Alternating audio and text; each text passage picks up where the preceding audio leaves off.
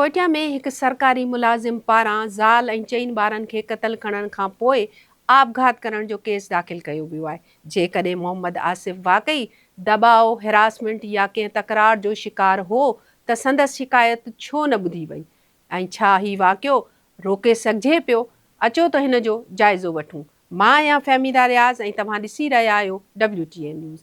नाज़रीन, अचो त ॾिसूं था त ही वाक़ियो कीअं पेश आयो। कोयटा जे इलाइक़े वहदत कॉलोनी में सूमर ते बलोचिस्तान सिविल सेक्रेटरीट जे मुलाज़िम मोहम्मद आसिफ मुबैना तौरु पंहिंजी घरवारी ऐं 4 नंढड़नि ॿारनि खे गोलियूं हणी क़त्ल करण खां पोइ आपघात करे छॾियो। वाक़िए में मजमूई तौरु 6 माण्हू हयाती विञाए वेठा। पुलिस मूजिबि वाक़ियो मंझंदि जो पेश आयो। मोहम्मद आसिफ पंहिंजे घर अंदरि ज़ाल ऐं 4 ॿारनि ते फायरिंग कई। मारिजी वियल ॿारनि जूं उमिरूं 2 खां 14 सालनि जे विच में हुयूं।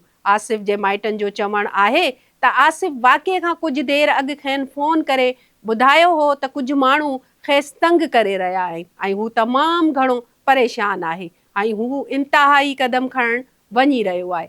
जॾहिं हू कुझु देरि में घर पहुता ऐं आसिफ जो दरवाज़ो न खोलण ते पुलिस खे इतला ॾिनो, जंहिं घर मां लाश हथ करे वरिता। वाक़िए खां पोइ हिकु वीडियो साम्हूं आई जेका मुबैना तौरु मोहम्मद आसिफ कुझु ॾींहं अॻु रिकॉर्ड कई हुई। वीडियो में हुन बलोचिस्तान जे वॾे वज़ीर खे मुखातिब थींदे इल्ज़ाम लॻायो त कुझु माण्हू जिन में कुझु सरकारी मुलाज़िम बि शामिल आहिनि खेसि मुसलसल हिरासा करे रहिया आहिनि। आसिफ जी दावा हुई त खेसि सरकारी रिहाइश मां बेदख़ल करण जी कोशिश कई पई वञे, धमकियूं मिलनि पयूं ऐं संदसि ज़िंदगी अज़ाब बणाई वई हुई। हुन हुकूमत खां इंसाफ़ जी अपील बि कई हुई। DIG इमरान शौकत मूजिबि वीडियो में जिन माण्हुनि जा नाला वरिता विया हुआ उन्हनि मां कुझु खे हिरासत में वठी पुछा ॻाछा कई पई वञे।